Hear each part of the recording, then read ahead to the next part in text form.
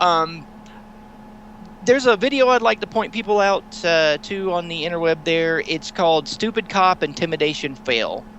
I don't know why this video's gotten over 1 million views on YouTube, but it has. It's one of my heckling videos. But basically, police were tormenting homeless folks, waking them up early in the morning as if though they don't get bothered and woke up enough.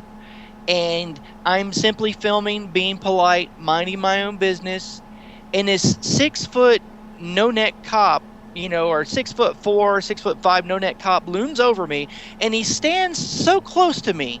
Now, this is before I heckled him. Stands so close to me that I could literally feel his breath breathing down on my face. So, it's called Stupid Cop Intimidation Fail, and that is stock FTP. That is very much in the spirit of what I do. Hi.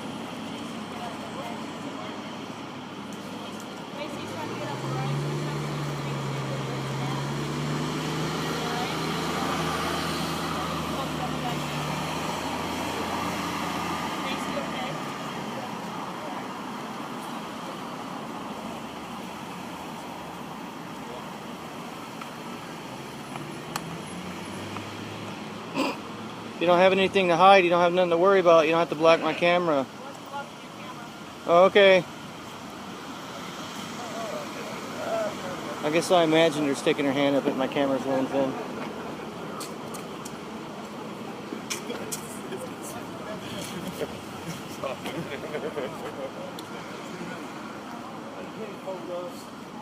You can't keep us down. How are you? How are you doing? I'm great. Notice that this cop is practically standing on me. I can practically smell his pig breath. Yeah, that's it. So I'm going to have to walk around him now. It's his sidewalk. Bye-bye now, Mr. Piggy.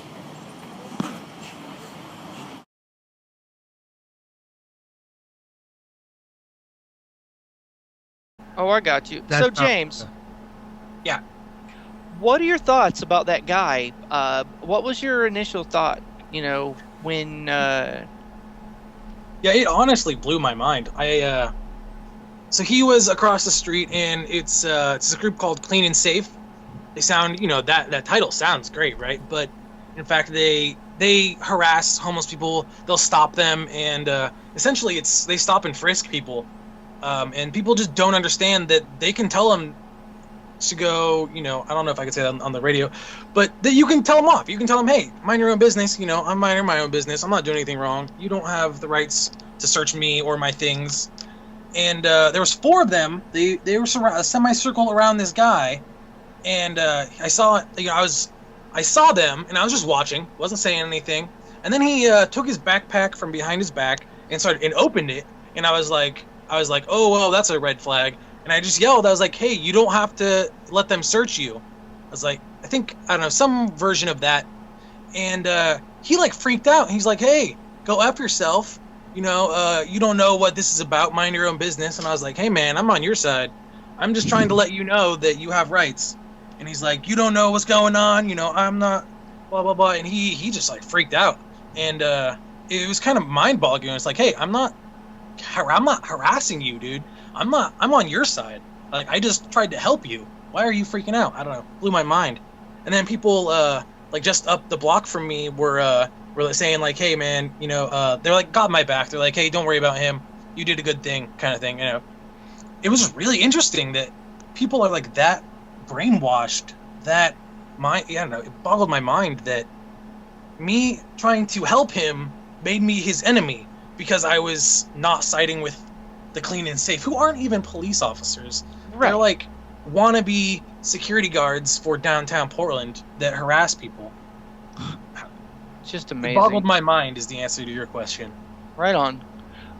There's a term I like to use. I got this from somewhere in the interweb, but cultural Stockholm syndrome. like Right. capture bonding. I mean, if you Google out there Stockholm syndrome, you'll find all kinds of fun stuff, but it's basically capture bonding, or the idea is that when someone is made to be dependent upon their captor or their kidnapper, that they start to identify with them, and then they start to see things that they like in their captor, and then they start to warm up to their captor. And there's been psychological studies, based on statistics of when people are kidnapped, and they look into it, and it happens, And I think the United States, or the good people that live in this country, are suffering from a collective, you know, selective thinking kind of thing. I mean, Orwell, what Orwell outlined in the book, the famous work 1984, that we're all required to read in high school and stuff, has been surpassed by light years. I mean, most people go to a sports game, and at halftime they'll fly a military helicopter over the thing, and everybody will go, yeah. But I mean, what is this? This is the 21st century. What is it? The 2 minute hate out of 1984. I mean, you have hundreds of thousands of people in one spot, and they're all participating in a groupthink type event. Their adrenaline's pumping. They've drank a few beers. They're on the weekend. They want to, get rid of some of that angst that was instilled upon them when they were working in their job, because working crazy hours to support your family is unnatural. Living in a police state is unnatural. The opposite of liberty is unnatural. It's a natural human inclination and instinct to resist. We are being ground down both psychologically and physically in this country, to the point to where the new normal is, like I said, something that has surpassed George Orwell's dark vision of his book 1984 by leaps and bounds. But so to get back to the sporting event thing, okay, so you know instead of rebelling, we obsess on our distractions. Instead of resisting, you know, in whatever form that might take. Maybe you're a good writer. Maybe you want to start a political blog. Maybe you want to start a cop watching organization. Maybe you want to start doing what Bunny Boots is doing. But God, people, do something. That's why I do what I do. When I'm laying in my deathbed, and hopefully I have a few people, over me, ushering me into the next world.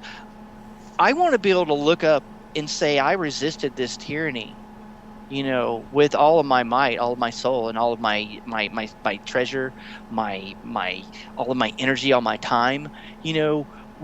What are you, dear listener? What are you going to leave the world behind when you pass into the next existence?